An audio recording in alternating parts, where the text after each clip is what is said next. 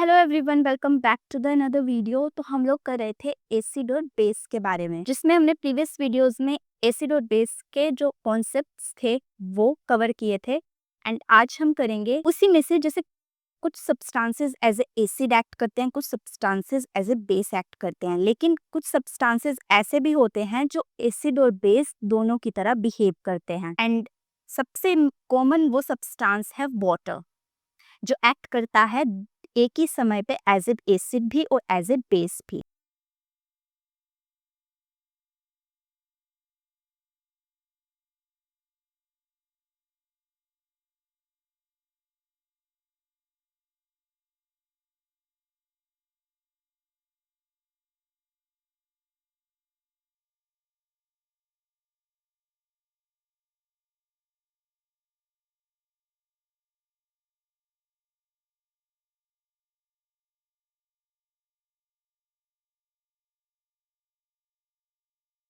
अब ये water as acid act कर रहा है, ये एज ए बेस एक्ट कर रहा है, और ये इक्विलिब्रियम में रिएक्शन प्रेजेंट है जिसमें H3O पॉजिटिव इस बेस का कॉन्जुगेट एसिड है, और ये जो OH नेगेटिव है ये इस एसिड का कॉन्जुगेट बेस है।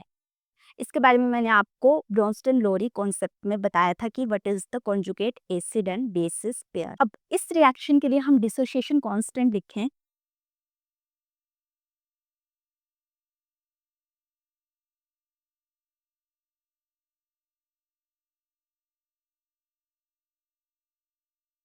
वाटर दोनों लिक्विड स्टेट में प्रेजेंट है, सेम ही एज इट इज हम एक ही वाटर ले सकते हैं। एंड ये जो वाटर है ये as a pure liquid behave कर रहा है। अब यही वाटर ब्रेक डाउन होकर एक नया इक्विलिब्रियम कांस्टेंट देता है विच इज KW।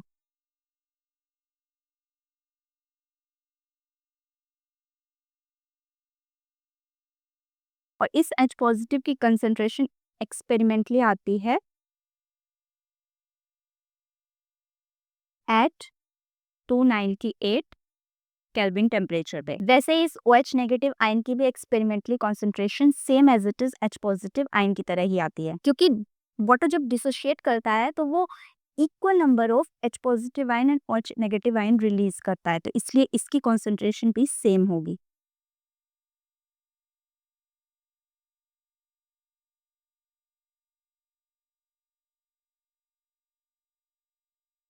अब इन वैल्यूज को अगर मैं यहाँ पर पुट करूं तो ये हो जाएगा मेरे पास 1.0 इंटू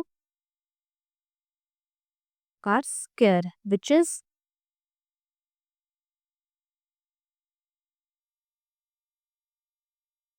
तो ये मेरे पास वैल्यू आ जाएगी KW की, और इस KW की वैल्यू टेम्परेचर डिपेंडेंट होती है। अब ये KW एक्चुअल में होता क्या है, ये होता है आयनिक प्रोडक्ट ऑफ वाटर।